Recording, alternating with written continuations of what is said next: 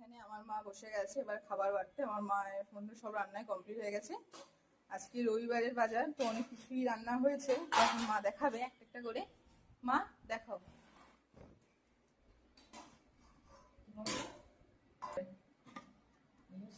এখানে আছে সাদা ভাত, এখানে আছে সাদা ভাত, সাথে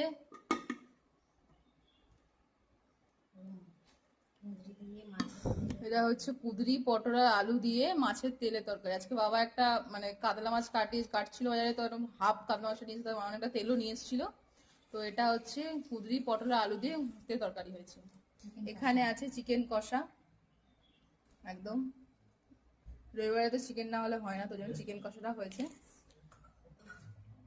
আর এখানে আছে হচ্ছে যে পেঁপা আলু আর আমার ডাউরাটা তো এটা লাউডাটা আর মাছ দিয়ে ঝোল।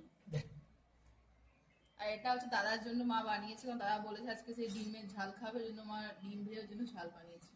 তো এই হচ্ছে আজকের মেনু। এখানে আমরা তিনজনে হচ্ছে এখানে বাপি খেতে বসে গেছে, মাও বসে গেছে, আর আমিও এখানে বসে খেতে, আমরা সবাই মিলে খাবার খাবো। ভালো লাগলে প্লিজ লাইক শেয়ার সাবস্ক্রাইব।